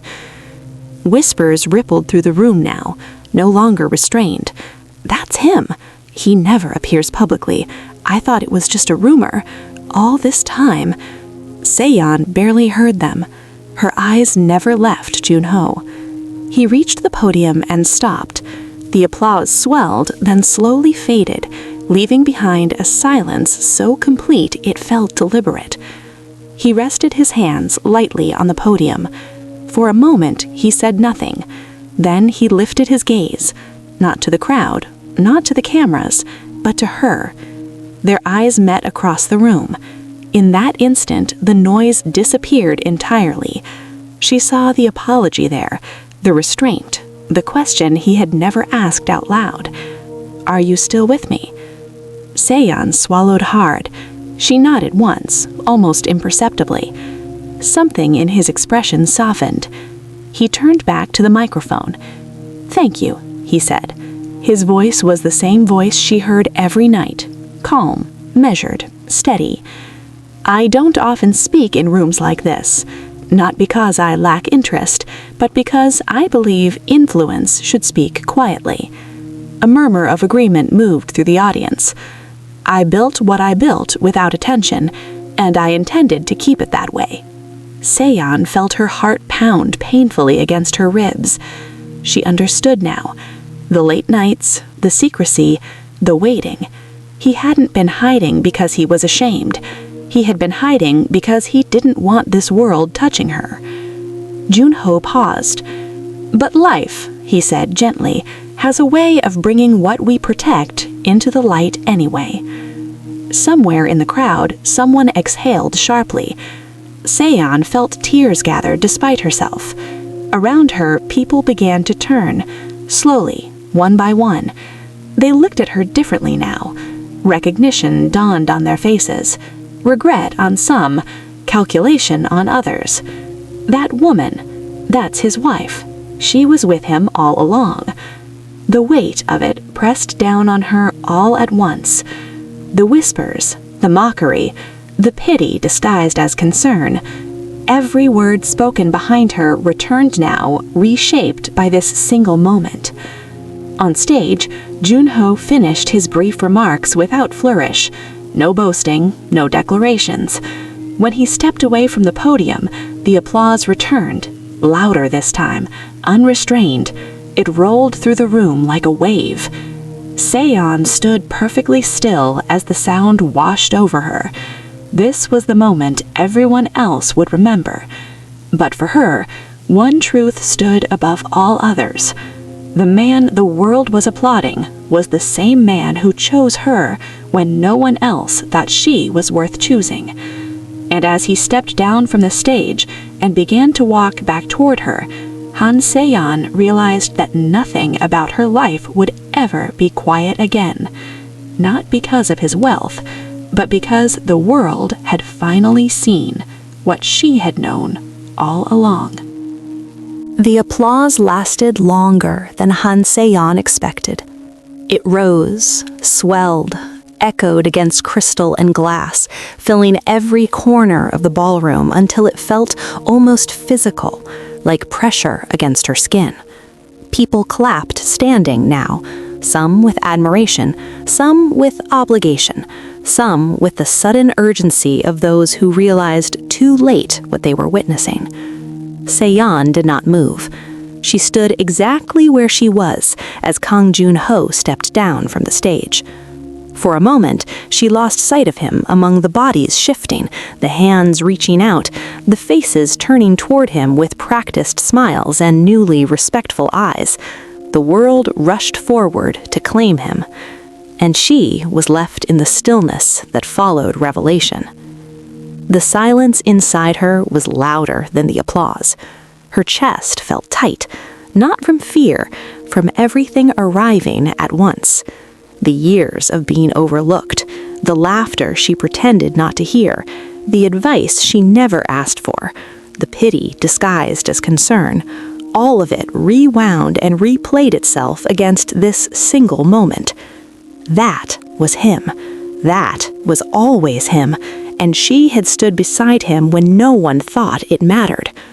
Someone brushed past her shoulder. "Oh," a voice murmured, suddenly cautious. "Excuse me." Se-yeon turned slightly and saw the woman's expression change as recognition settled. You're her." Another face followed, then another. People who had smiled thinly before now smiled carefully. Respect replaced familiarity. Distance replaced judgment. Se-yeon felt the shift like a line being redrawn around her. A woman approached, one she had seen whispering earlier. "You must be overwhelmed. If you need anything." Se-yeon nodded politely. "Thank you." The words felt hollow. She didn't need anything from them. What she needed was air. She stepped away from the center of the room, toward a quieter edge near the windows. The city stretched below her, indifferent and glowing, unaware of how much had changed inside one woman standing several floors above it. Her hands trembled slightly. She clasped them together, grounding herself. This was what visibility felt like. Heavy, sharp, unforgiving. Behind her, conversations shifted tone. His wife had no idea, did she? Can you imagine? She stayed with him before all this. Smart woman. Smart. The word stung more than the insults ever had, as if love had only become reasonable once wealth explained it. Se-yeon closed her eyes briefly. She thought of their apartment, the narrow hallway, the chipped mug he always used, the quiet dinners, the nights he stepped onto the balcony to protect her from worry. That was the truth of their marriage, not this room, not this applause. Se-yeon. She turned. Jun-ho stood a few steps away, the noise parting instinctively around him.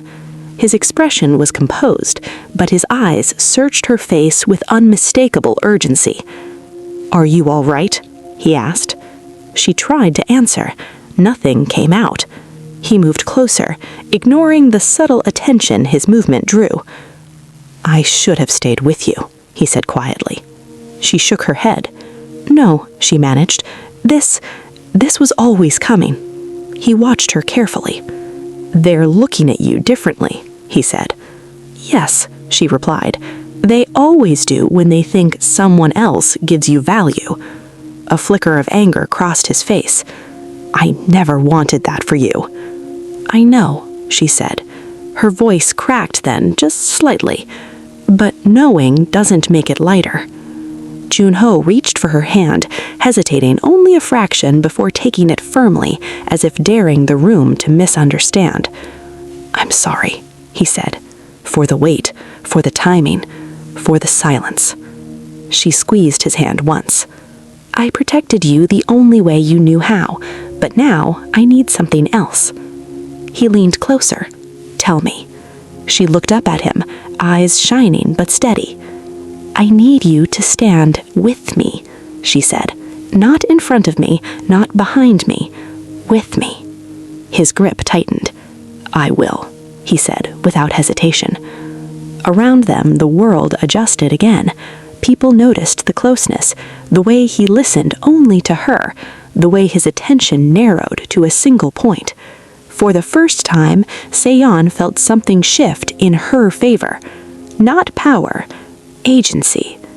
As they stood together, the applause finally faded completely, replaced by the low murmur of a room recalculating itself. This was the aftermath, the moment after revelation, the breath after impact. And as Se-yeon rested her head briefly against Junho's shoulder, she understood something with quiet certainty. The hardest part wasn't being mocked. It wasn't being ignored. It was being seen only after the world decided you were worth seeing. And now that the silence had broken, she would decide what came next. The morning after the event arrived without ceremony. Sunlight filtered through the thin curtains of their apartment, landing on familiar walls, familiar furniture. The chipped mug sat where it always did. The clock ticked softly. The world outside continued, as if nothing extraordinary had happened. Han Se-yeon woke slowly, disoriented for a moment by the quiet. Then she remembered. The stage, the applause, the way the room had shifted around them. She sat up, pressing her palm lightly against her chest, as if checking that her heart was still there. It was. Steady. Awake. Junho was already up. She could hear him in the kitchen, moving carefully, the same way he always did. The sound grounded her more than anything else could have. When she entered the kitchen, he looked up immediately. "Did you sleep?" he asked. "A little," she replied. He nodded, as if that was enough. They ate breakfast together in silence. Not awkward, not tense, just quiet in a way that felt deliberate, like both of them were choosing not to rush the meaning into words yet. The first message arrived before Se-yeon finished her coffee, then another, and another. Her phone vibrated against the table, over and over again, until she finally turned it face down. "They've started," Se-yeon said. "Yes," Junho replied calmly. "They will." At work, the change was unmistakable. People stood when she entered meetings, not formally, instinctively. Her name was spoken with care, as if it suddenly carried weight that might tip the room if handled poorly. Her manager greeted her with an unfamiliar smile. "We're glad you could join us today," he said, gesturing toward a seat at the table, not the one she usually took, a better one. Se-yeon sat down slowly. As the meeting progressed, she noticed something strange. No one interrupted her. When she spoke, people listened. When she paused, they waited. It wasn't respect, not yet. It was caution. After the meeting, Choi Min-jae approached her near the elevator. "I didn't realize," he said, voice lowered, "about your husband." Se-yeon met his gaze evenly. "I know." He hesitated. "If I said anything before..." You did, she replied calmly. The silence stretched between them. I hope, she continued, that now you'll treat me the same way you think you should have before. His mouth opened, then closed. She stepped into the elevator without waiting for his answer. That evening, Seon returned home exhausted in a way she had never felt before. Not from work, from being observed, from carrying expectations that had nothing to do with who she was. Juno noticed immediately. They looked at you today, he said. Yes, she replied, like they became a reflection instead of a person. He frowned. I can make it stop. She shook her head. No, she said firmly. You can't, and you shouldn't. He waited. If this is my life now, I need to learn how to stand in it, not hide behind you, not be pulled forward by you.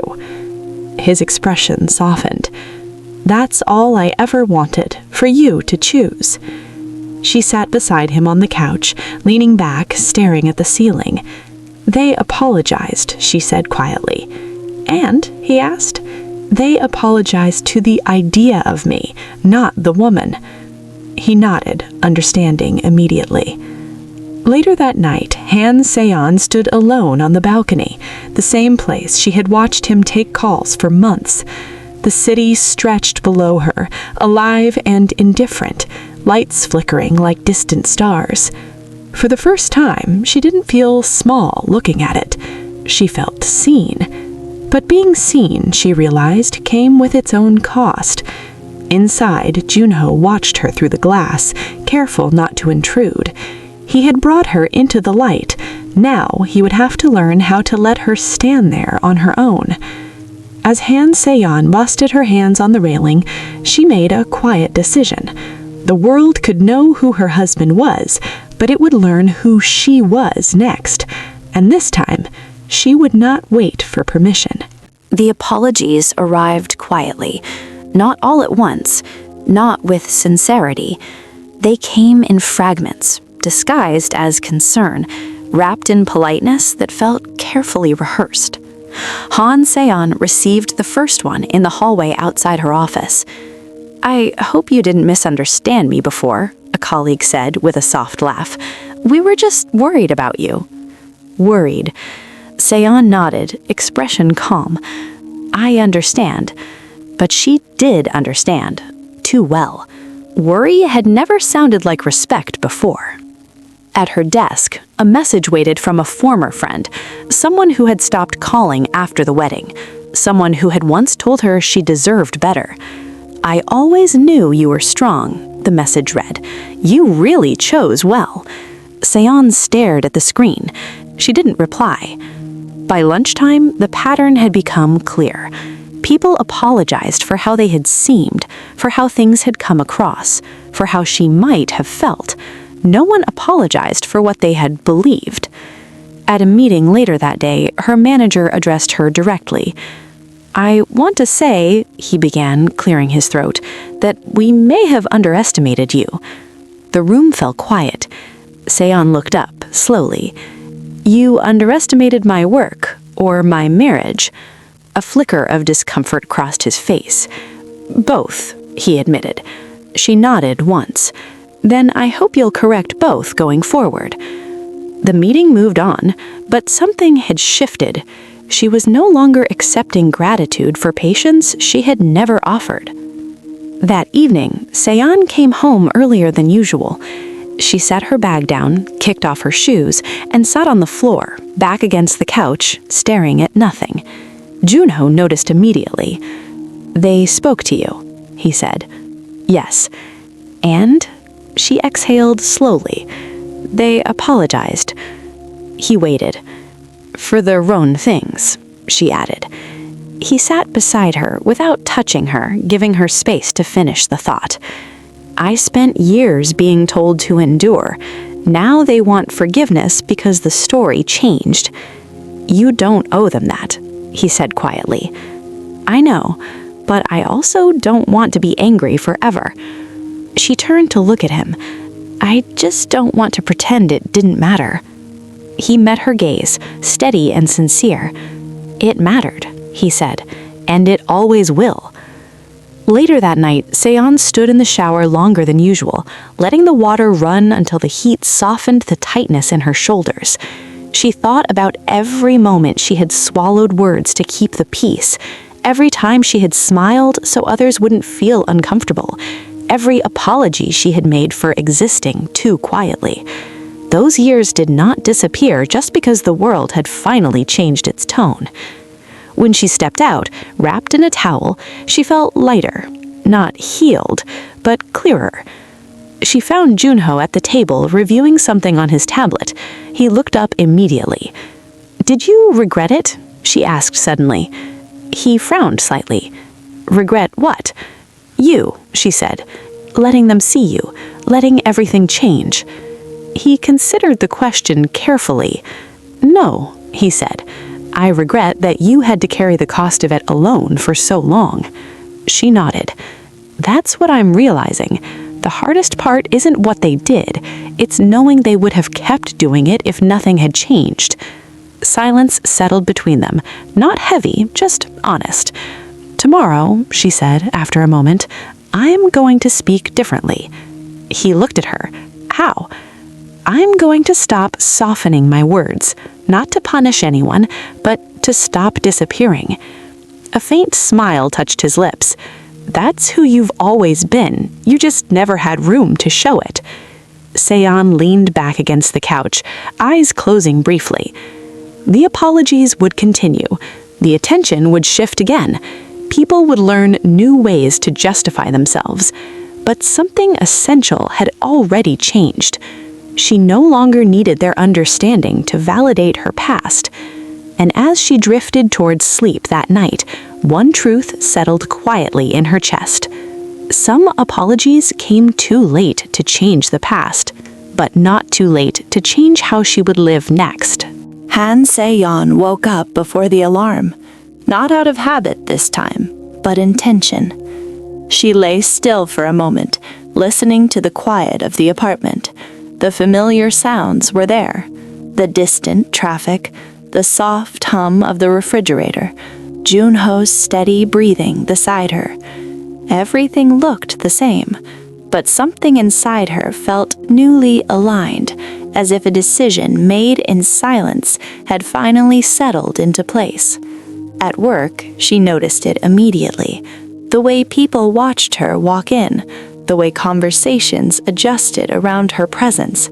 She felt it, too, the instinct to soften her steps, to shrink just a little. She ignored it. During the morning meeting, a discussion stalled over a proposal Se-yeon had reviewed days earlier. The room circled the issue without naming it, everyone careful not to take responsibility. In the past, she would have waited, let someone else claim the floor, let the moment pass. Today, she spoke. "That approach won't work," she said, calmly. The room stilled. She didn't rush to explain, didn't apologize for the interruption. She met the manager's gaze directly. "The data doesn't support it. If we move forward like this, we'll be correcting it later at a higher cost." A pause followed. Then someone nodded.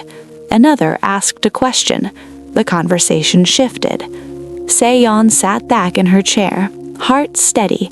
She hadn't raised her voice, hadn't been sharp. She had simply been clear. After the meeting, a colleague approached her. "I didn't know you felt that strongly," the woman said. Se-yeon smiled politely. "I always did." At lunch, she ate alone by choice, not exclusion. She watched people pass, absorbed in their own urgency, and felt something loosen inside her. She no longer needed to prove she belonged in rooms that had only noticed her once her marriage became impressive. That afternoon, her manager called her in. "I wanted to say," he began, hesitating, "your contributions have been clearer lately." Se-yeon met his eyes. "They've always been clear." He nodded slowly, accepting the correction. At home, Junho sensed the change before she said anything. "You spoke today." "Yes," she replied, setting her bag down, without apologizing. A smile crossed his face, brief but genuine. "How did it feel?" he asked. She considered it. Like standing upright after years of leaning. That night, they walked together through their neighborhood, the same streets they had walked countless times before. Nothing had changed about the place, but people noticed them now. Some recognized Junho, some glanced at Se-yeon with curiosity. She didn't lower her gaze. "Are you worried?" Junho asked quietly. She shook her head. "I'm done being careful for people who never were for me." He nodded, proud without making it heavy. Later, as they sat together in the living room, Se-yeon spoke again. "I don't want my life to become about reactions. I don't want to define myself by who regrets what." "You won't," he said. "You'll define yourself by what you choose." She leaned back, exhaling slowly. That night, she wrote an email she had been avoiding for years. Not dramatic, not confrontational, clear. She requested a role reassessment, based on work, on merit, on contribution. She read it once, then sent it. As she closed her laptop, a calm settled over her. The world could keep talking, keep adjusting, keep recalculating her worth, but she had made her choice. She would no longer wait to be understood before she spoke. And as she turned off the light and lay beside the man who had always seen her clearly, Han Se-yeon knew something with quiet certainty. The next chapter of her life would not begin with revelation.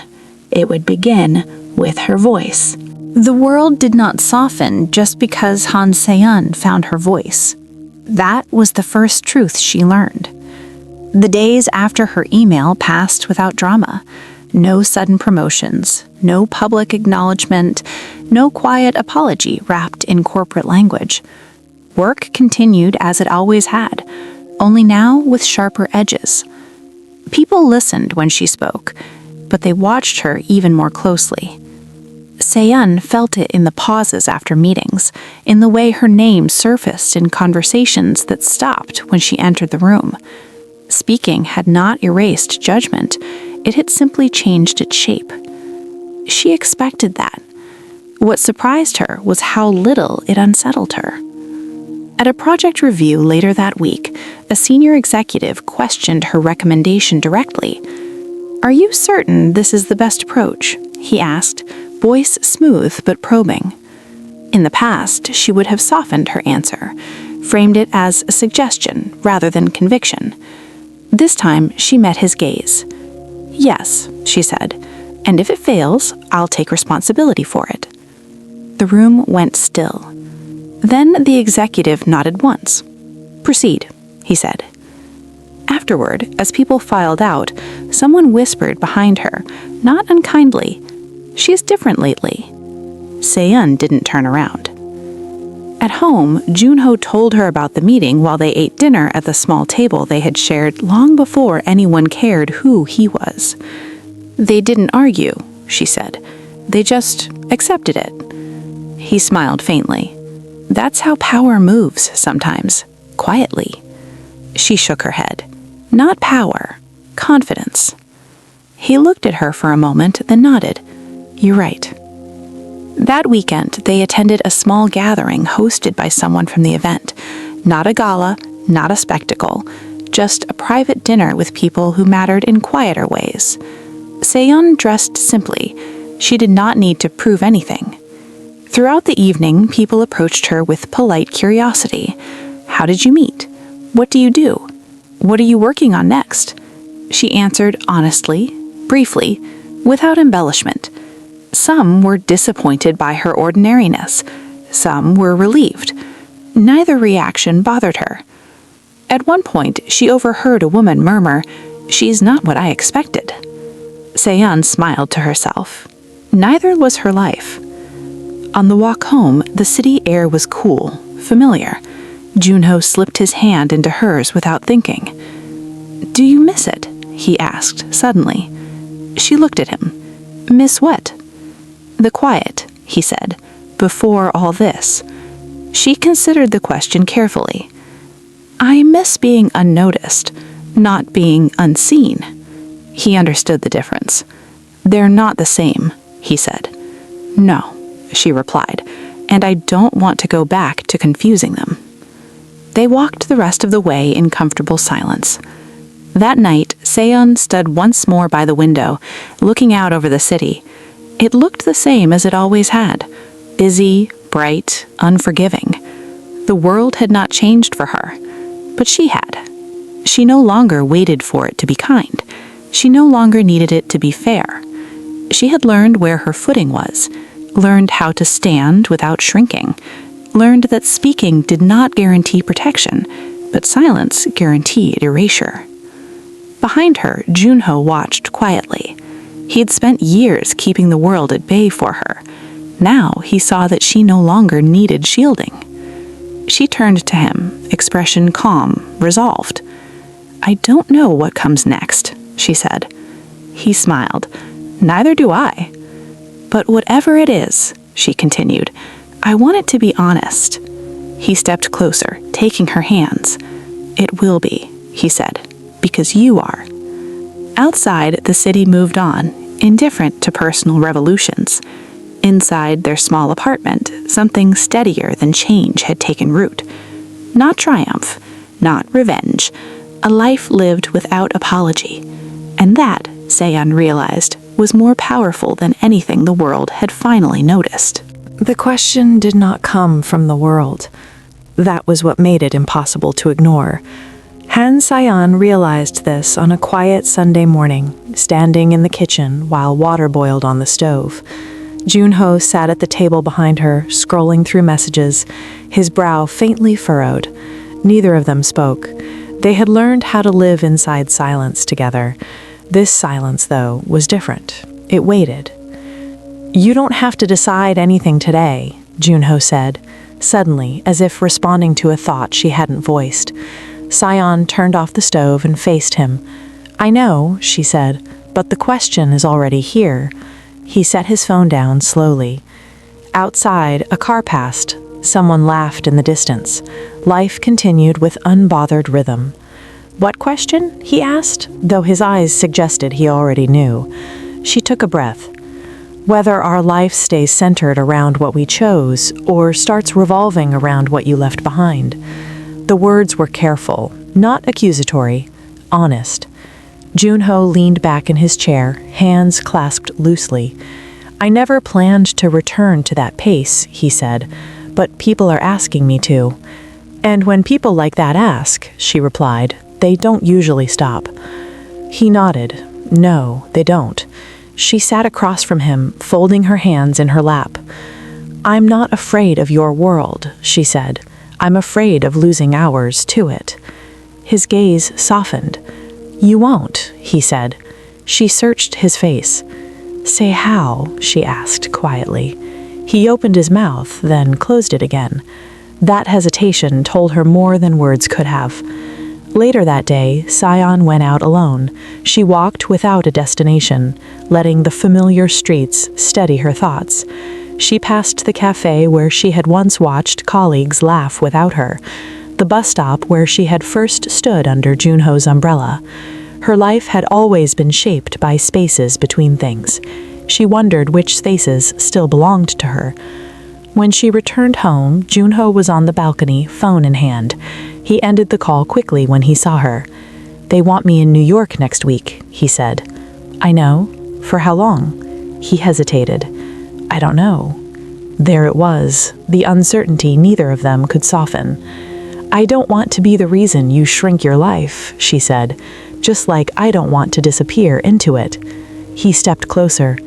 You are not a reason, he said firmly. You are the choice. She believed he meant it, but she also understood that choices demanded action, not reassurance. That night they lay side by side again, facing the same ceiling. Sayan stared into the dark, her thoughts steady now, no longer circling. Junho, she said softly. Yes? If the world keeps pulling, she continued, I need to know you'll come back to me. Not just physically, fully. He turned to face her. "I will," he said. "How?" she asked. He was quiet for a long moment. "By remembering why I stepped away in the first place, and by letting you walk beside me when I can't." She exhaled slowly. "That's all I need," she said. They did not resolve everything that night. They did not make promises big enough to erase uncertainty. But they named the question, and naming it, Sion realized, was its own kind of courage. Because love was not tested in moments of revelation. It was tested in moments like this, when the applause was gone, when the world waited, and two people had to decide quietly what they were willing to protect next. The distance did not come from conflict. That was what surprised Han Se-yeon the most. There were no raised voices, no accusations, no dramatic turning points. The distance arrived quietly, slipping into the spaces where certainty used to rest. It began with Junho's schedule, not the late nights, those were familiar, but the way his presence shifted even when he was home. He was attentive, as always, asked how her day went, listened, responded, but something subtle had changed. His mind seemed to move ahead of the moment, as if part of him was already elsewhere.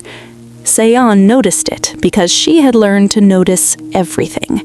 One evening, she set 2 cups of tea on the table and sat across from him. "You're thinking about something," she said. He looked up. "Am I that obvious?" "To me," she replied. He smiled faintly. "Some things are resurfacing." "What things?" He hesitated, then spoke carefully. "People, decisions, responsibilities I kept distant for a long time." Se-yeon nodded. She had expected that. "When you stepped onto that stage, you didn't just reveal yourself, you reopened doors." "Yes," he said quietly, "and some of them don't close easily." The words settled between them. For the first time since the revelation, Se-yeon felt a flicker of something unfamiliar. Not jealousy, not fear, uncertainty. At work, she felt it too. Opportunities came quickly now. Projects with visibility, invitations to contribute beyond their role. Each one framed as recognition, but carrying weight she could feel before she touched it. She declined one, then another, not out of pride, but because she recognized the cost. One afternoon, as she left the office, she saw Junho waiting across the street. He waved slightly when he spotted her, expressions softening the moment their eyes met. She crossed towards him. "You didn't have to come," she said. "I wanted to," he replied. They walked home together, steps aligned, but thoughts moving in parallel rather than together. That night, Se-yeon lay awake while Junho slept. She watched his face in the dim light, calm, composed, the same man she had married, and yet not entirely.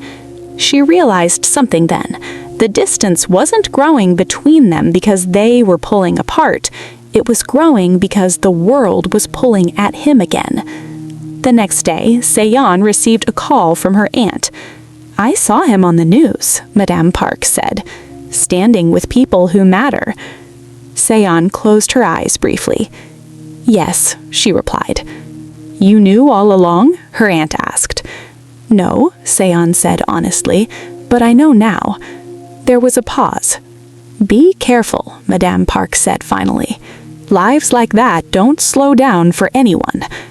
After the call ended, Se-yeon sat quietly, the warning lingering longer than she expected. That evening, she spoke first. "If you need to step back into that world more fully, tell me." Junho looked at her sharply. "Why would you think that?" "Because you're already halfway there," she replied gently. He exhaled, running his hand through his hair. "I never wanted to choose between you and what I built." She reached for him. "You don't have to, but I need to know where I stand when the world asks more of you." He met her gaze, something unguarded flickering in his eyes. "You stand with me, always." She believed him, and yet she also understood something new. Love didn't disappear when distance appeared. Sometimes distance simply revealed the parts of love that had never been tested before. That night, as they sat side by side in quiet companionship, Seon felt the weight of the next chapter pressing gently against the present, not as a threat, as a question. And soon, it would demand an answer from both of them.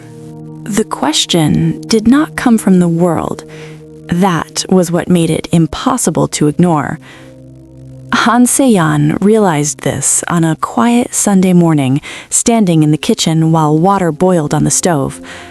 Junho sat at the table behind her, scrolling through messages, his brow faintly furrowed. Neither of them spoke. They had learned how to live inside silence together. This silence, though, was different. It waited. "You don't have to decide anything today," Junho said, suddenly, as if responding to a thought she hadn't voiced. Se-yeon turned off the stove and faced him. "I know," she said, "but the question is already here." He set his phone down slowly. Outside, a car passed. Someone laughed in the distance. Life continued with unbothered rhythm. "What question?" he asked, though his eyes suggested he already knew. She took a breath. "Whether our life stays centered around what we chose or starts revolving around what you left behind." The words were careful, not accusatory, honest. Junho leaned back in his chair, hands clasped loosely. "I never planned to return to that pace," he said, "but people are asking me to." "And when people like that ask," she replied, "they don't usually stop." He nodded. "No, they don't." She sat across from him, folding her hands in her lap. "I'm not afraid of your world. I'm afraid of losing ours to it." His gaze softened. "You won't," he said. She searched his face. "Say how?" she asked quietly. He opened his mouth, then closed it again. That hesitation told her more than words could have. Later that day, Se-yeon went out alone. She walked without a destination, letting the familiar streets steady her thoughts. She passed the cafe where she had once watched colleagues laugh without her, the bus stop where she had first stood under Junho's umbrella. Her life had always been shaped by spaces between things. She wondered which spaces still belonged to her. When she returned home, Junho was on the balcony, phone in hand. He ended the call quickly when he saw her. "They want me in New York next week," he said. "Not sure. For how long?" He hesitated. "I don't know." There it was, the uncertainty neither of them could soften. "I don't want to be the reason you shrink your life, just like I don't want to disappear into it." He stepped closer. "You are not a reason," he said firmly. "You are the choice." She believed he meant it, but she also understood that choices demanded action, not reassurance. That night, they lay side by side again, facing the same ceiling. Se-yeon stared into the dark, her thoughts steady now, no longer circling. "Juno," she said softly. "Yes?" "If the world keeps pulling, I need to know you'll come back to me, not just physically, fully." He turned to face her. "I will," he said. "How?" she asked.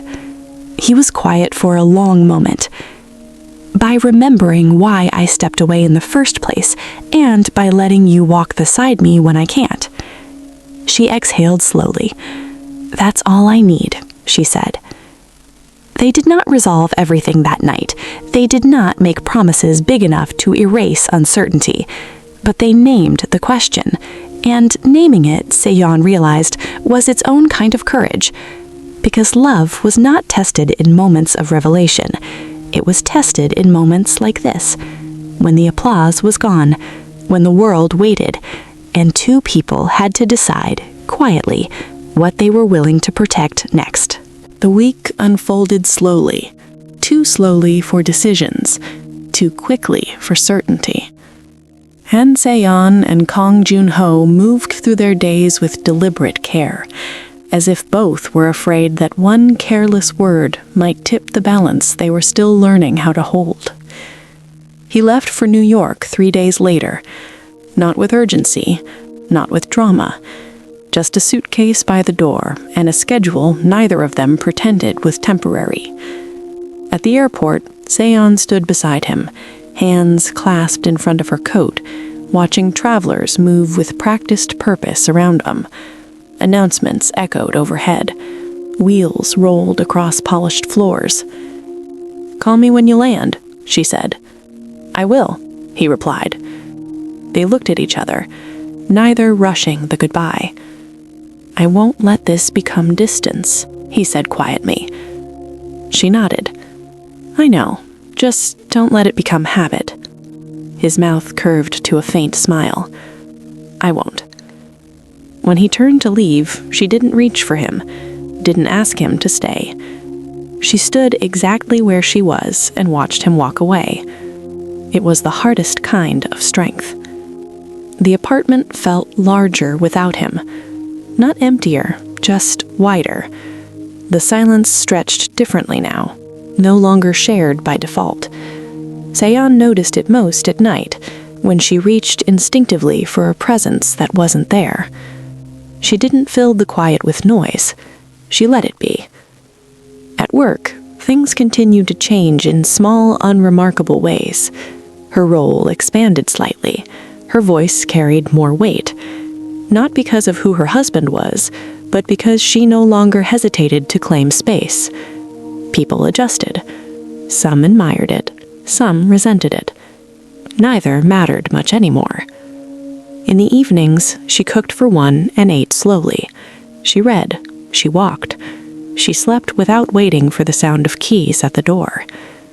When Junho called, they spoke honestly. Not constantly, not dramatically. They talked about time zones, about meetings, about things they noticed that reminded them of each other. He didn't hide the pull of his old world. She didn't hide the steadiness of the life she was building. They didn't promise outcomes. They promised presence. One night, Seon stood on the balcony alone, the city lights reflecting faintly in the glass. She thought about how often she had mistaken closeness for safety and distance for danger. Now she understood the difference. Distance could be chosen. Silence could be shared. What mattered was intention. When Junho returned a week later, there was no grand reunion. Just the door opening, just the sound of his shoes being set down. Seon looked up from the table. "You're home," she said. "Yes, I am," he replied. They stood there for a moment, taking each other in, not to confirm anything, but to recognize what had held. Later that night, as they sat together in the familiar quiet of their apartment, Seon realized something she hadn't known before. Love did not require constant closeness to survive. It required honesty about space. They had not drifted apart. They had chosen not to disappear into each other's lives or the world's expectations. They had chosen something harder: balance. And as Seon leaned back against the couch, listening to the steady rhythm of a life that was still theirs, she understood with calm certainty. Whatever came next would not be decided by applause, pressure, or power. It would be decided here, in the space they chose to keep. Time passed. Not in leaps, not in milestones the world would recognize. It passed the way real lives always did, in routines, in small adjustments, in days that felt ordinary until they were remembered later with unexpected tenderness. Han Se-yeon learned that peace did not announce itself. It showed up in mornings when she woke without bracing for the day, in meetings where she spoke without rehearsing her courage first, in evenings where silence felt like rest instead of loneliness. Her life did not become grand. It became solid. At work, she grew into her role naturally, not quickly enough to impress anyone chasing speed, but steadily enough that her presence became undeniable. People stopped questioning why she was there. They started asking how things could move forward. When she was offered a promotion, it came without spectacle. No apology, no flattery, just recognition. She accepted it calmly, knowing she would have been worthy of it even if it had never come. At home, life remained beautifully unremarkable. 2 cups on the drying rack, shoes by the door, Junho humming quietly while reading, a habit he never realized he had. He still traveled, he still carried responsibilities most people would never see. But when he came home, he came fully. No screens, no guarded distance, just presence. One evening, as they walked through their neighborhood, Seon noticed a couple arguing softly near the bus stop. She remembered herself there once, standing quietly, hoping not to be noticed. She felt no bitterness, only distance. "You're smiling," Junho said. "I was thinking," she replied. "If I met myself from years ago, I don't think she'd recognize me." He glanced at her. Why? Because she thought strength had to look like endurance. She didn't know it could look like choosing. They walked on, steps in sync. The world still talked about him sometimes. Articles surfaced, names were mentioned, power shifted as it always did. But Seon no longer felt like her life existed in reaction to any of it. She had her own gravity now. Later that night, as they prepared for bed, Junho paused in the doorway. "Do you ever regret it?" he asked. She looked up. "Regret what?" "Marrying me before the world made sense of it." She considered him for a moment, then smiled. "I regret how much I doubted myself, not you." He nodded, absorbing that truth quietly. As Seon lay down, she felt a deep, steady calm settle over her. Not happiness that depended on circumstance, not triumph, something quieter, contentment.